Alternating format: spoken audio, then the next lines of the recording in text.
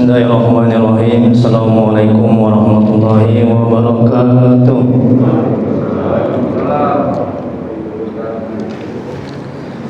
Alhamdulillahirabbil alamin wa bihi nasta'in ala umuri dunya waddin.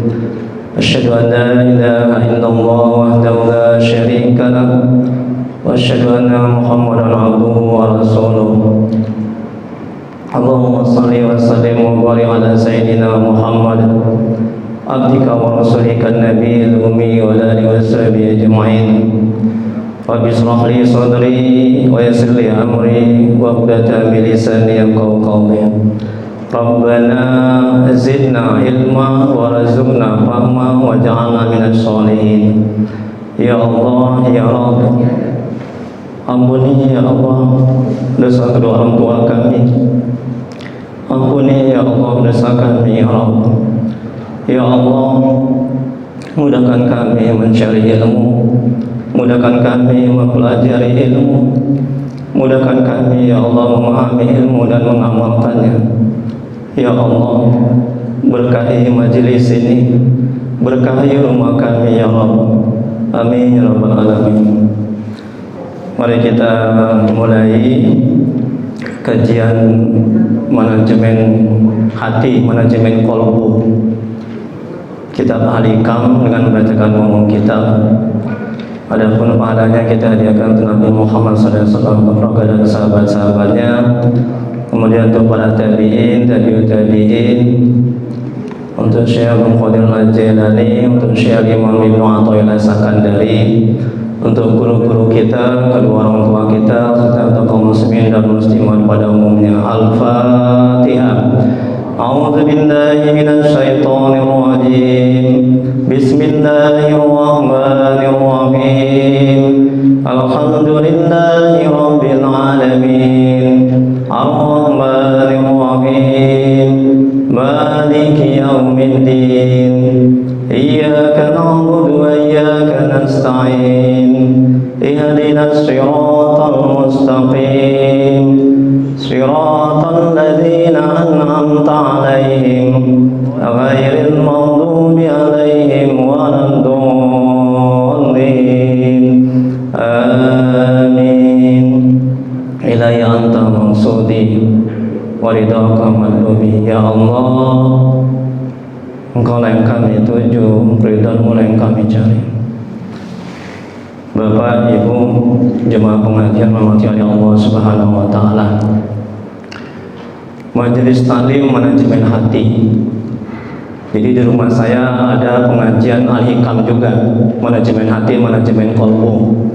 Itu setiap hari Ahad ba'da maghrib. Silakan datang ya. Kemudian juga di sini juga masjid ini setiap hari Jumat pada salat subuh itu pengajian manajemen hati kecil ya dengan ya Pak Haji Darwin ya dan yang lainnya juga itu setiap Jumat pada salat subuh setiap Jumat. Jadi kan bisa mengikuti pengajian manajemen hati kita Al-Hikam. Kemudian juga di Masjid Istiqomah Jalan Kapten Sumarsono itu saya ngisi setiap hari Ahad subuh. Bisa diikuti pengajian manajemen hati kita Al-Hikam juga. Kemudian juga di Masjid Al-Fajar rutinnya Jalan Karya itu setiap hari Sabtu. Jika bisa, kalau Bapak Ibu ada waktu luang bisa juga mengikuti kajian manajemen qalbu, manajemen hati kita Al-Hikam. Kemudian Ustaz Triwidya Sandika SSM HUM, dosen tetap UIN, dosen terbaik 2009. Jadi Pak, kalau kita paham manajemen hati, kita akan menjadi yang terbaik. Ya, suami terbaik, istri terbaik, ibadah terbaik. Jadi keselamatan kita ini bergantung sejauh mana kita mampu menata hati kita. Kalau kita nggak mampu menata hati kita nggak akan selamat dunia akhirat. Ya, kalau kita nggak mampu menata hati kita nggak akan bisa ikhlas dalam beramal ibadah. Hati kita akan rusak. Jadi Allah melihat kepada hati kita, bukan kepada jasad kita, badan kita. Kemudian berikutnya Santri Al-Amin Madura, mengajar Al-Quran, tasawuf, tauhid, fikih, ruqyah, muhasabah, dan bahasa Inggris. Jadi saya juga ada dakwah di media sosial, di Facebook, Instagram, dan juga YouTube Triwidya Sandika Official. Jadi silakan like, share, and subscribe. Ya. Ini nomor WA saya, dan juga saya punya grup manajemen hati, silakan gabung. Di situ juga saya ada ngasih kajian manajemen hati. Ya. Alamat Jalan Ampera nomor 75 Medan, di samping PLSU. Baik, kitab ahli kami ini adalah kitab yang paling bagus dan sangat terkenal, dan induknya kitab tasawuf, dan induknya kitab manajemen hati. Jadi kitab ahli kami ini banyak digunakan di berbagai negara, dan juga sudah diterjemahkan di banyak macam bahasa, dan juga dipakai di pesantren-pesantren juga kitab ahli kami ini, dan juga sudah banyak diterjemahkan di dalam bahasa. Nah, jadi bagus sekali kitab ahli kami ini bagi seseorang yang ingin dekat kepada Allah, yang ingin mengenal Allah, yang ingin menata hatinya, yang ingin membersihkan hatinya dari penyakit-penyakit hati. Ya, kitab ahli kami ini, ya. Nah, ini kitab yang sangat baik dan bagus, dan induknya kitab tasawuf, kitab manajemen hati, manajemen qalbu. Jadi di sini saya ambil hikmah yang ke-48. Kalau di masjid ini hari Jumat subuh itu sudah pada subuh sudah hikmah yang 14 atau 15, itu saya nggak ingat. Ini 48 ya hikmahnya ya. Syekh Al-Imam Ibnu Athaillah Sakandari, semoga Allah merahmati dan meridhoinya. Beliau mengatakan, tidak ada amal ibadah yang lebih diharapkan, lebih diterima Allah daripada amal ibadah yang gaib dari engkau menyaksikannya, dan hina di sisi engkau adanya amal ibadah itu. Masya Allah. Tengok nih Pak Bu, ada seorang ulama memuji kitab ahli kami ini. Kalaulah boleh sholat itu menggunakan bahasa Al-Hikam, saking bagusnya, saking baiknya syairnya ini ahli kam ini, hikmah-hikmahnya ini, maka akan digunakan sholat itu menggunakan bahasa ahli kam ini. Tapi nggak boleh, hanya Al-Quran yang boleh. Ya, saking bagusnya. Tengok nih hikmahnya nih. Tidak ada amal ibadah, ini Syekh Imam Ibnu Athaillah Sakandari, semoga Allah merahmati dan meridhoinya. Beliau mengatakan, tidak ada amal ibadah yang lebih diharapkan, lebih diterima Allah daripada amal ibadah yang gaib dari engkau menyaksikannya. Ini kata Imam. Dan hina di sisi engkau adanya amal ibadah itu. Kita lihat penjelasannya. Ini tadi dikasih waktu 30 menit. Tapi nggak apa-apa, nanti kalau nggak selesai ini, makanya setiap saya ngisi pengajian saya berikan materi, karena ilmu itu mesti ditulis. Kalau nggak ditulis begini, dikasih materi nanti hilang. Ini saya wakafkan ya ilmu saya, materi. Ini ada 2 halaman. Nanti kalau nggak sampai selesai 2 halaman ini, kalau waktunya singkat, nanti kita ada tanya jawab. Kalau saya nggak bisa jawab, saya jawab di hari Jumatnya subuh. Nah, di situ pengajian sama Pak Haji Darwin ya, yang lainnya juga. Nanti saya jawab di situ kalau saya nggak bisa jawab. Nanti juga saya lanjutkan di Jumat subuhnya. Kalau ini belum selesai, ya. Nah, biasa satu hikmah ini 3 pertemuan, kadang 4 satu hikmah. Kita lihat penjelasannya. Amal ibadah yang lebih bisa diterima adalah tidak memandang daya dan kekuatan dalam beramal, dan menganggap amal itu kecil dalam pandangannya. Nah, inilah ciri-ciri amal ibadah diterima oleh Allah. Ya. Jadi kita beramal itu tidak memandang daya dan kekuatan kita dan kesanggupan kita dalam beramal. Tidak bersandar kepada kemampuan kita, kehebatan kita. Itu ciri-ciri amal ibadah yang diterima. Tapi kalau kita masih merasa kita yang itu kehebatan kita, kemampuan kita, daya upaya kita, itu belum bisa dikatakan diterima. Ini kata Al-Imam. Begitu juga dengan misalnya sedekah. Kalau kita sedekah, kita menganggap kita bisa sedekah itu karena kemampuan kita, uang kita, harta kita, ya kehebatan kita bisa sedekah. Itu ciri-ciri sedekah kita nggak diterima. Jadi manajemen hatinya bagaimana supaya kita enggak takabur, ujub, sombong, supaya amal kita bisa diterima. Ketika kita sedekah, timbulkan kesadaran dalam hati kita sedekah itu karena daya upaya dan bantuan pertolongan Allah. Dan juga timbulkan kesadaran dalam hati yang kita sedekah itu pada hakikatnya apa yang kita berikan itu adalah titipan, itu milik Allah. Jadi kita sebagai tempat sampainya nikmat kepada orang lain. Kalau itu yang kita sadari, kita nggak akan minta dipuji, dibalas budi, ya minta dihormati. Agar tenang hati kita, itu manajemen hatinya, agar kita tidak terjebak kepada ujub, riya, dan tidak ikhlas dalam beramal. Jadi kita harus pintar menata hati kita. Kalau enggak, habis pahala kita.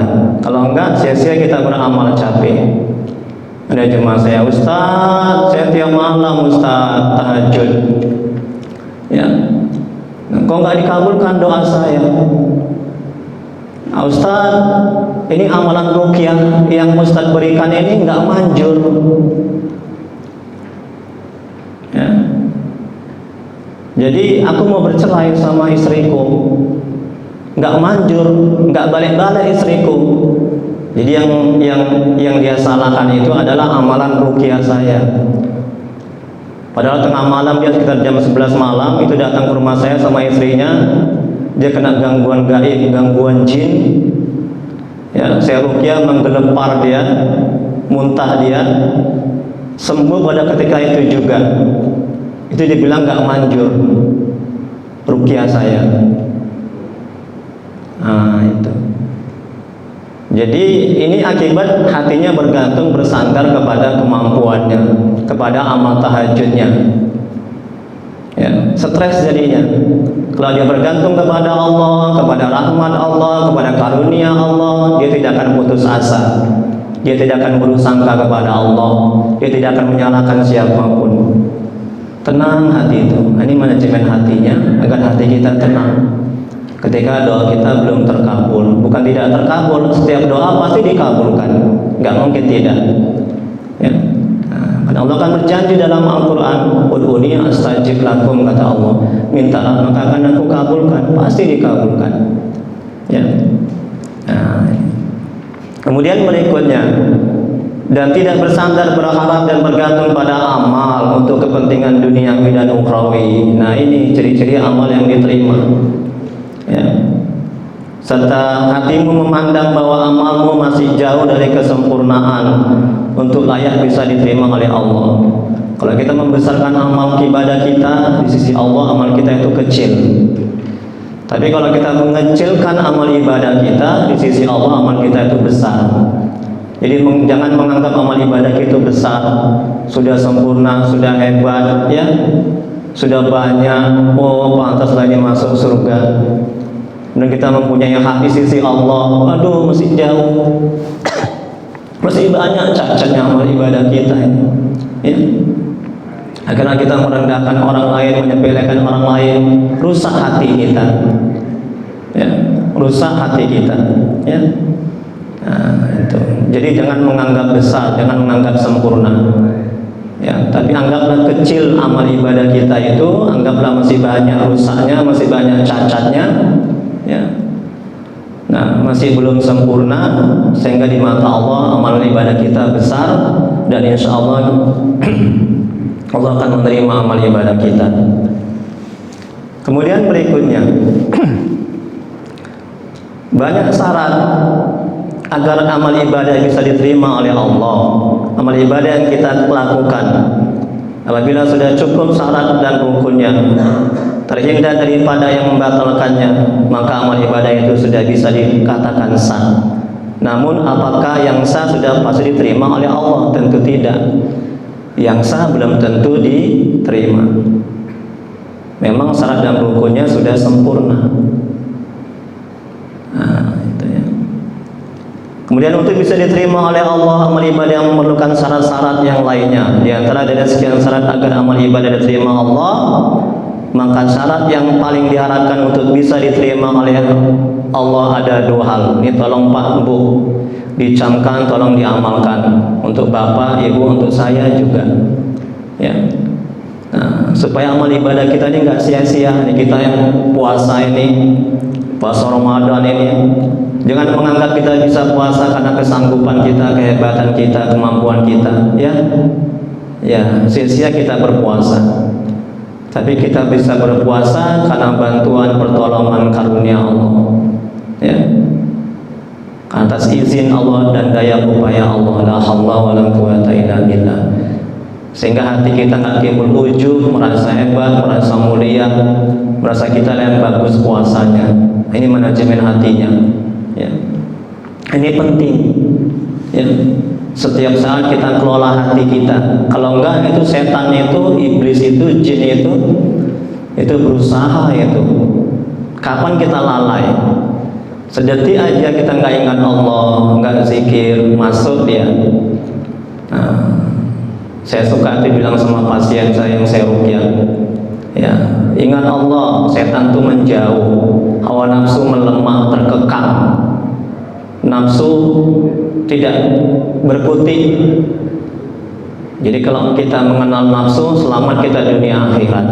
Kalau kita nggak kenal nafsu kita, tabiat watak karakter nafsu, siap-siap kita digiringnya. Jadi tabiat watak karakter nafsu itu adalah menggiring kita kepada kemaksiatan dan kejahatan. Itulah watak karakter nafsu. Kecuali nafsu yang diridhai oleh Allah Subhanahu wa taala. Ya. Nah, apa aja amal syarat yang paling diharapkan untuk bisa diterima? Yang pertama, kita memandang dan menyaksikan amal ibadah yang kita kerjakan merupakan taufik. Nah, tengok ini.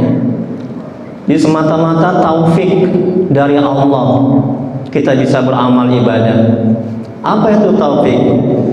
Nah, taufik itu bimbingan Allah yang mengantarkan seorang hamba langsung pada hakikat kebaikan. Itulah dia taufik. Jadi kita dibimbing oleh Allah. Kalau nggak karena taufik Allah, kita nggak bisa sampai di masjid ini. Coba sadarkan dalam hati seperti itu. Akhirnya kita tawadu, rendah hati. Ya, jangan bergantung, bersandar sekali lagi kepada kemampuan kita. Dan satu lagi dalam hikmah yang lain, ketika kita berdoa, tolong Pak Bu ini diperhatikan. Ketika kita berdoa, karena jemaah saya, ya Allah, banyak yang putus asa, banyak yang stres, sakit berbulan-bulan, dia minta kepada Allah berdoa tapi nggak dikabulkan, dia stres, berhenti beramal ibadah, komplain, ya. Nah, ini dalam berdoa ini perhatikan. Dalam hikmah yang lain, Syekh Imam Ibnu Athaillah Sakandari, semoga Allah merahmati dan meridhoinya, beliau mengatakan, jangan jadikan doamu itu sebagai tujuan terkabulnya apa yang kau inginkan. Kalau itu yang kau lakukan, maka hatimu terhijab, maka engkau akan stres, sengsara, dan menderita. Ini kalau tujuan kita berdoa, ini kata Al-Imam dan hikmah yang lain. Sudah kami bahas tuh di sini itu di hari Jumat itu subuh. Ya. Nah, ini penting, ini real. Banyak yang kecewa, banyak yang putus asa, banyak yang berhenti beramal ibadah, banyak yang buruk sangka. Karena apa? Karena tujuan dia berdoa itu untuk terwujudnya apa yang dia inginkan. Kalau itu yang kita lakukan, kita akan stres, sengsara, menderita. Tapi kata Al-Imam, jadikan tujuanmu untuk berdoa semata-mata untuk ubudiyah, ya, menjalankan ketaatan kepada Allah, untuk ibadah, menjunjung perintah Allah. Jadi ketika doa kita belum terkabul, bukan tidak terkabul ya, belum terkabul, kita nggak akan kecewa dan nggak akan stres. Dalam hikmah yang lain juga dijelaskan bahwa sambil kita menunggu terkabulnya doa, itu kita mendapat pahala. Jadi nggak ada ruginya. Ini kalau kita tata hati kita sedemikian rupa, jadi timbulkan kesadaran dalam hati. Ini penting. Kalau enggak, nanti kayak jemaah saya nanti, curhat, ya, stres, sakit hati, kecewa. Aku udah tahajud, aku udah banyak sedekah, tapi nggak dikabulkan doaku. Nah, karena hati akal pikirannya bergantung kepada nafsunya, kepada kekuatannya, kepada keinginannya, kepada hajatnya. Ya, nah, ini pentingnya kita menata hati. Nah, jadi tadi kita memandang dan menyaksikan, ini syarat agar amal ibadah kita diterima. Kita memandang dan menyaksikan amal ibadah yang kita kerjakan merupakan taufik, ya, pertolongan, anugerah dan rahmat Allah, bukan dari diri sendiri. Tengok itu, apa yang mesti kita andalkan, kita banggakan. Kita masuk surga juga karena rahmat Allah. Rasulullah SAW bersabda, ya, engkau masuk surga, kata Nabi, karena rahmatku, karena rahmat Allah, bukan karena amal ibadah kita atau seperti kata Nabi. Jadi jangan sombong, jangan angkuh, jangan merasa hebat. Di sini kita juga begitu. Saya bisa ceramah, bisa ngasih ilmu. Ini ilmu punya Allah. Allah yang menghendaki saya bisa ceramah. Ini atas izin Allah, dan pada hakikatnya perbuatan Allah. Nah, kalau Allah nggak beri ilmu, saya nggak bisa bicara. Saya akan stupid, bodoh, tolol, bin pao. Ya, jadi tawadu, rendah hati.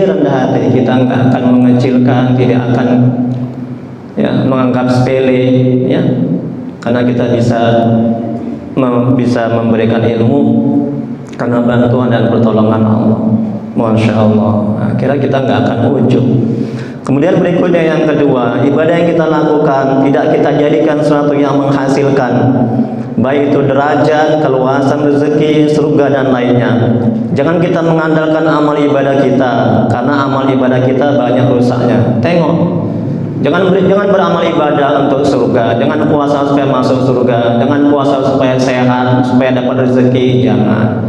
Itu puasa orang awam, orang yang belum mengerti ilmu agama. Oke lah, nggak apa-apa, itu motivasi. Kenapa awak puasa? Supaya sehat. Ya nggak apa-apa, ya. Nah, untuk motivasi. Nah, untuk bagi orang yang awam, yang belum dekat kepada Allah, yang belum banyak ilmu agama. Nah, bagi kita ini jangan lagi lah seperti itu. Ini kata Al-Imam ini. Ini agar amal ibadah kita diterima. Ya, beramal ibadah supaya masuk surga, supaya dijauhkan dari bala bencana. Jangan. Ya, berarti belum ikhlas.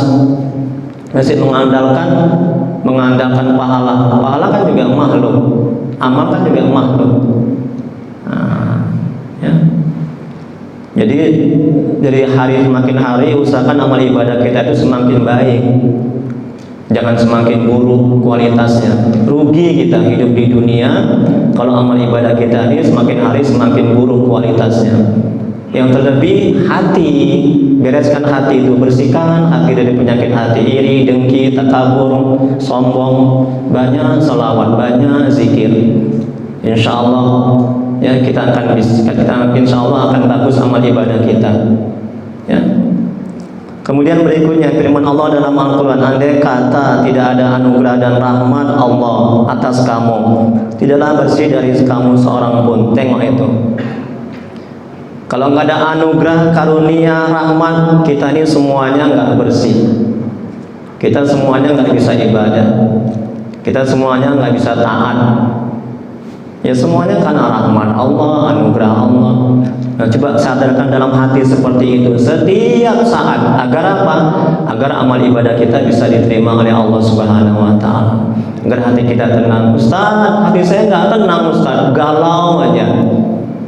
Ini saya belakangan ini di bulan Ramadan ini banyak hal yang datang minta ruqyah. Jadi jarak jauh pun juga begitu. Ya, itu akibat dari banyak maksiat dosa kena ke hati. Ya, hati galau, hati nggak tenang. Ada di YouTube, coba lihat YouTube-nya tuh, YouTube saya itu menggelepar dia, ada yang muntah darah di ruqyah. Ini akibat dia nggak sholat, nggak ibadah, buat maksiat, dosa. Ya, akhirnya hatinya ini terhijab oleh maksiat dan dosa. Ada yang tanya lagi, Ustaz, setan kan dibelenggu di bulan puasa. Iya memang, tapi kok aku disantet juga ya katanya. La ilaha illallah. Ya. Jadi Imam Nawawi mengatakan maksud dibelenggu itu adalah seolah-olah setan itu tidak berdaya melihat orang yang berpuasa, melihat orang iman orang yang berpuasa. Bukan dibelenggu yang hakiki. Ya buktinya di bulan Ramadan banyak orang yang nggak puasa, jangan Pak. Jadi seolah-olah Imam Nawawi semoga Allah merahmati dan meridai. Kemudian berikutnya, jangan dibesar-besarkan dan menjadi andalan ibadah yang kita lakukan. Tengok itu, kalau kita besarkan kecil di mata Allah, kalau kita kecilkan besar di mata Allah. Nah ini dia. Jangan merasa hebat ya. Jangan merasa sudah sempurna amal ibadah, karena masih jauh dari kesempurnaan dan banyak rusaknya. Bila kita mengecilkan dan hinakan ibadah yang kita lakukan, maka besar di sisi Allah. Bila kita besarkan dan andalkan, maka akan kecil di sisi Allah, bahkan tidak ada sama sekali. Tengok kan kata Imam ini, kalau kita besar-besarkan, udah bagus lah, udah hebat lah, udah sempurna lah amal ibadah kita. Aku tahajudku banyak, sedekahku banyak, diterima lah ini, masuk surga lah aku, udah hebat lah aku. Tengok kata Imam, kecil di sisi Allah, nggak ada apa-apanya, bahkan hilang sama sekali pahala itu. Jangan, itu senjata setan itu. Ya, menganggap sempurna amal ibadah, rusak. Nah ini penting ini, jadi tolong diamalkan. Saya juga begitu. Kita sama-sama mengamalkan. Saya juga masih belajar, bukannya saya hebat kali, pintar kali, bersih kali hati saya. Tidak, saya ini masih belajar membersihkan hati, menata hati, belajar untuk dekat kepada Allah, mengenal Allah, belajar untuk membantu orang, menyehatkan orang, meruqyah orang, masih belajar. Itulah bekal saya nanti mati. Ya. Kemudian berikutnya, jadi yang kita pegang dan andalkan dalam beramal ibadah adalah rahmat. Tengok itu Pak Bu. Ampunan Allah yang tidak, rahmat itu apa? Ampunan Allah yang tidak terbatas. Rahmat itu apa? Solusi dari masalah yang sedang dihadapi dan pemberian yang tidak terbatas. Rahmat itu apa? Rahmat itu kasih sayang Allah. Rahmat itu apa? Rahmat itu adalah pengurusan Allah, pemberian Allah, karunia Allah, pertolongan Allah. Nah, jadi rahmat Allah. Ya. Kemudian berikutnya 5 menit lagi ya. Ini kayaknya bisa nih sampai halaman 2 ya. 2 halaman aja. Rasulullah SAW bersabda, tidak ada amalan seorang pun yang bisa memasukkannya ke dalam surga dan menyelamatkannya dari neraka. Tidak juga denganku kecuali dengan rahmat dari Allah. Hadis riwayat Muslim. Semoga Allah merahmati dan meridai. Tengok kan? Jadi bukan tahajud kita, amal ibadah kita, amal puasa kita, jangan ya, jangan. Tapi karena rahmat Allah kata Nabi. Rahmat Allah. Jadi orang yang beramal ibadah, dia tidak menyaksikan bahwa itu semua karena taufik dari Allah. Yang dia pandang adalah dirinya sendiri. Maka itu berarti ujub dengan amalnya. Tengok kan? Jadi ujub adalah sumber dari segala macam kejahatan. Ya, merasa dia bisa beramal karena kemampuan kehebatan dia, itu ujub. Ya. Ya. Kemudian firman Allah dalam Al-Quran surah An-Najm ayat 32, maka janganlah kamu menganggap dirimu bersih dan suci. Allah lebih mengetahui siapa orang-orang yang lebih bertakwa kepada Allah. Kemudian berikutnya Rasulullah SAW bersabda, 3 hal yang membinasakan manusia, yaitu yang pertama sifat kikir yang ditaati, hawa nafsu yang diikuti, ujub seseorang dengan dirinya. Apa ujub? Merasa dirinya yang beramal tanpa mengingat karunia, anugerah dan pertolongan Allah. Kalau kita merasa diri kita yang beramal tanpa mengingat karunia Allah, anugerah Allah, kita butuh dipuji. Ini manajemen hatinya. Kita butuh dihormati, kita butuh dibalas budi, kita butuh diakui. Ini ya, stres kita jadinya. Kau kok enggak menghormati aku? Kan aku udah banyak bantu. Aku, semuanya aku. Nah, Allahnya kemana? Menganggap dia bisa sedekah itu karena kesanggupan dia, kehebatan dia. Ya. Dia tidak merasa dalam hatinya itu merupakan titipan Allah, itu amanah, uang dia, harta dia. Dia hanya sebagai tempat sandaran perbuatan Allah. Nah, ini dia manajemen hatinya. Harus kita sadarkan dalam hati seperti itu. Kalau enggak, setan tuh masuk. Jin itu yang ada dalam tubuh kita itu akan merusak amal ibadah kita, menggiring kita kepada kemaksiatan dan dosa. Oh, kau yang hebat, kau yang sempurna, kau yang bagus. Itu kata setan, itu kata jin. Nah, itu ya. Kemudian berikutnya Nabi Isa berkata, berapa banyak lampu yang dipadamkan oleh angin, berapa banyak orang yang ahli ibadah dirusak oleh ujub itu. Contohnya adalah Qarun yang dulunya taat kemudian rusak karena ujub. Ia kaya tetapi ia tidak mau dinasihati untuk kembali kepada Allah.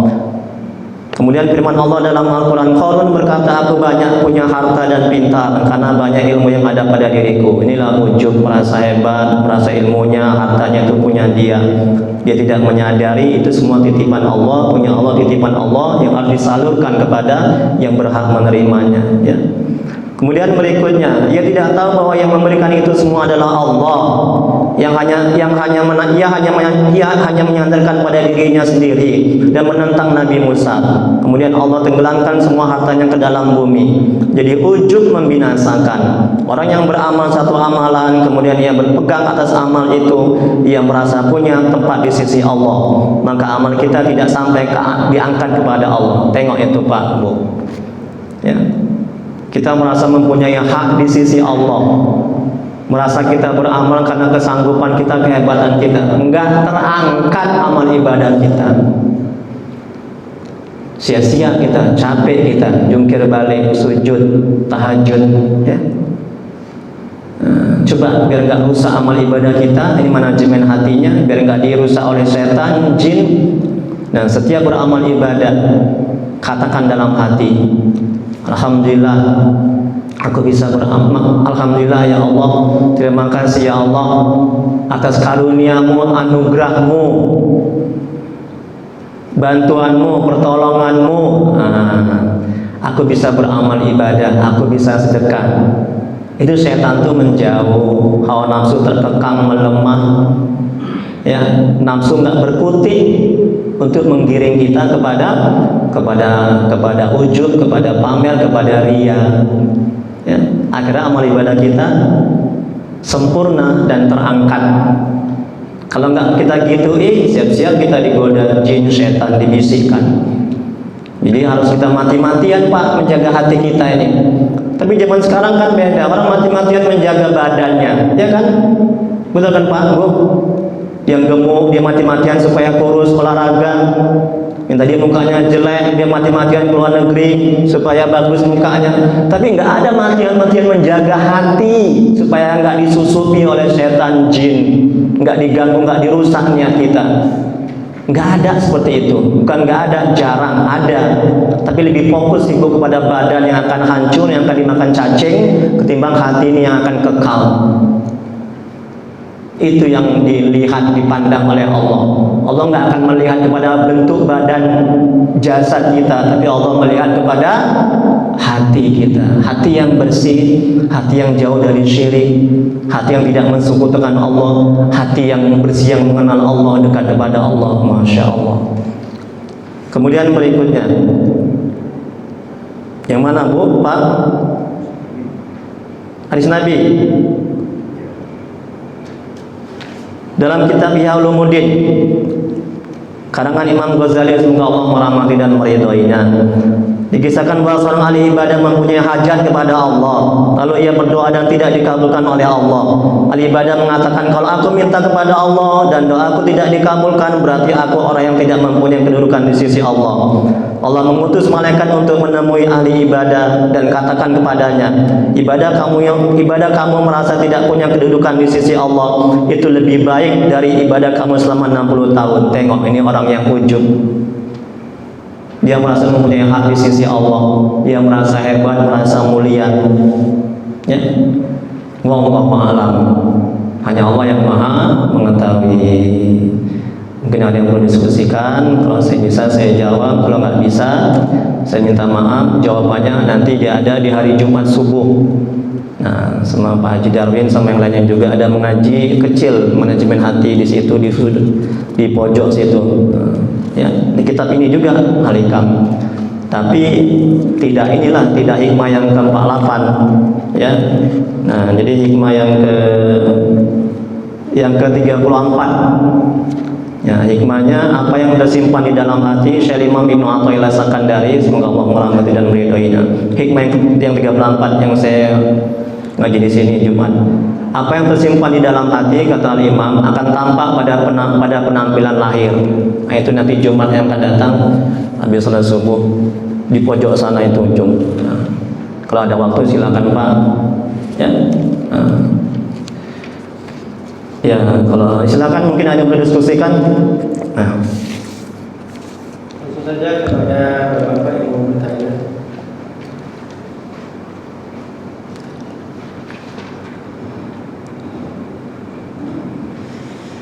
kalau nggak ada doa lah kita.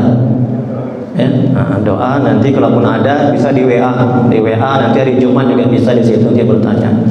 Ya, nah, jadi habis hari Jumat, habis salat subuh, alhamdulillah sudah lebih kurang 2 tahun lebih ya saya mengisi kajian manajemen hati di sini habis salat subuh. Kemarin itu habis setiap hari Sabtu ya, Sabtu subuh. Tapi karena saya Sabtu mengisi di masjid luar kajian rutin ya, jadi hari Jumat. Nah, itu lebih dan kurang saya mohon maaf ya. Mari kita berdoa untuk mengambil berkah. Astaghfirullahaladzim, astaghfirullahaladzim, astaghfirullahaladzim. Allahumma sholli ala sayyidina Muhammad wa ala alihi wasallam. Allahumma sholli ala sayyidina Muhammad wa ala alihi wasallam. Allahumma sholli ala sayyidina Muhammad wa ala alihi wasallam. Bismillahirrahmanirrahim. Alhamdulillahirabbil alamin. Hamdan yufi ni'amahu wa yukafi mazidah. Ya Rabbana lakal hamdu kama yanbaghi li jalali wajhika wa azimi sultani. Allahumma shalli ala sayyidina Muhammad wa ala ali sayyidina Muhammad. Ya Allah ya Rahmanir Rahim. Dengan keberkahan dan kemuliaan Nabi Muhammad sallallahu alaihi wasallam keluarga dan sahabat-sahabatnya, dengan keberkahan dan kemuliaan Syekh Abdul Qadir Al-Jailani, dengan keberkahan dan kemuliaan bulan Ramadan yang suci ini, mohon ya Allah, tolong ya Allah, terima amal baik kami ya Allah.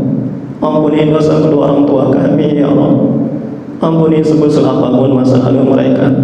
Terima amal ibadah mereka, terima tobat mereka. Kasihanilah mereka ya Allah. Ya Allah, ampuni dosa orang tua kami yang telah mendahului kami. Jauhkan mereka dari siksa kubur-Mu.